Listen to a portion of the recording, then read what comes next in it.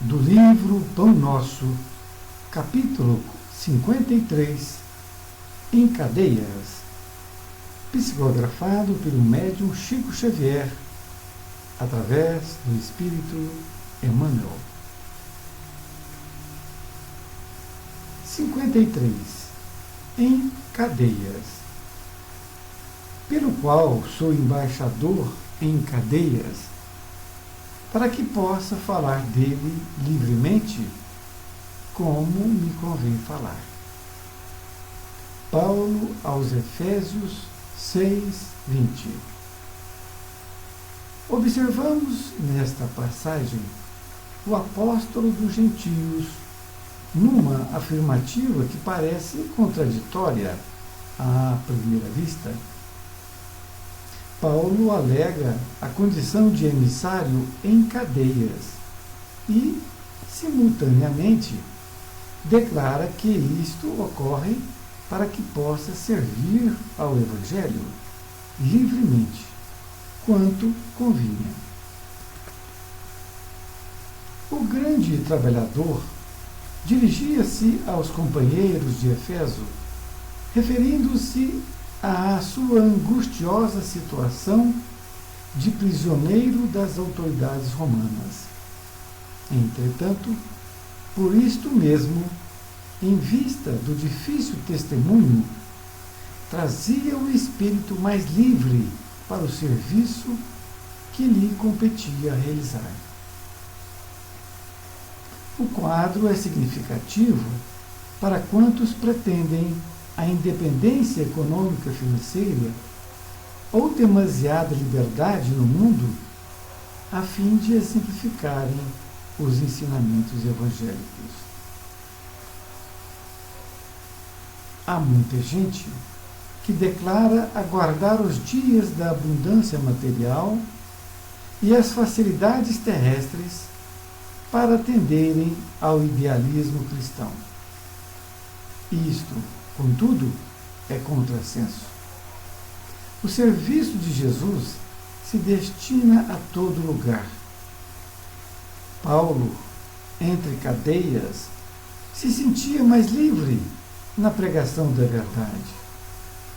Naturalmente, nem todos os discípulos estarão atravessando estes montes culminantes do testemunho. Todos, porém, sem distinção, trazem consigo as santas algemas das obrigações diárias no lar, no trabalho comum, na rotina das horas, no centro da sociedade e da família. Ninguém, portanto, tente quebrar as cadeias em que se encontra, na mentirosa suposição de que se candidatará a melhor posto nas oficinas do Cristo. Somente o dever bem cumprido nos confere acesso à legítima liberdade. Emmanuel, Pedro Leopoldo, 22 de fevereiro de 1950. Querido amigo, querida amiga, diante de nós, mais um capítulo deste livro Pão Nosso, que vai nos enriquecer mais ainda neste momento. Emmanuel inicia, então, inserindo uma fala de Paulo. Isto é, ele escreveu aos Efésios, dizendo que, pelo qual sou embaixador em cadeias, para que possa falar dele livremente como me convém falar. É porque Paulo já estava preso ali pelos os romanos e ele se sentia livre então, embora estivesse preso. Ele estava preso, mas estava livre, que ele podia falar. Então, Emmanuel nos esclarece a respeito desta passagem, onde ele fala que o apóstolo dos gentios Parece, à primeira vista, contraditória a sua afirmação. Porém, ele alega a condição de emissário e, ao mesmo tempo, declara que está servindo o Evangelho livremente. Nesta segunda parte, Emmanuel lembra que o grande trabalhador estava se dirigindo aos companheiros de Efésio e referindo-se à sua angustiosa situação de prisioneiro. Mas mesmo assim ele estava com o espírito livre. E isto é muito importante. O corpo estava preso, mas a mente estava livre. E Emmanuel aproveita desta mensagem para dizer que o quadro é significativo para quantos pretendem a independência econômico-financeira ou demasiada liberdade no mundo, a fim de exemplificar os ensinamentos evangélicos. Vamos ver na próxima parte. Emmanuel continua dizendo que há muita gente que declara aguardar os dias de abundância material e as facilidades terrestres para atenderem ao idealismo cristão. Isto é preciso que as pessoas entendam que quando elas tiverem muito dinheiro, não é? Aí ela não vai ter tempo para atender a esse idealismo cristão. E, na verdade, nem precisa desta independência financeira, muito menos depende de muito dinheiro. Isto não tem nada a ver com o trabalhador que quer trabalhar para Jesus, não é? E ele continua dizendo que, contudo, é um contrassenso. Por quê? Porque o serviço de Jesus se destina a todo lugar, qualquer lugar. Independente das pessoas, independente de tudo. Você pode estar trabalhando o Evangelho de Jesus em qualquer lugar, como Paulo fez, dentro da cadeia. Dentro da cadeia, possivelmente, ele estava ali falando de Jesus para aqueles que estavam presos, para os guardas que vinham estar em contato com ele.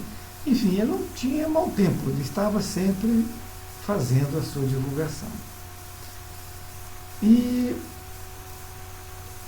ele diz que Paulo estava livre na pregação da verdade. Isto é, o seu corpo estava preso, mas ele estava livre. A mente estava livre, liberta. Mas Emmanuel conclui aqui essa parte dizendo que, naturalmente, nem todos os discípulos estão atravessando esses montes culminantes do testemunho, não é? É claro que muitas vezes a gente até pode estar nessa situação, mas nem todos passam por esses momentos difíceis pelos quais Paulo estava passando.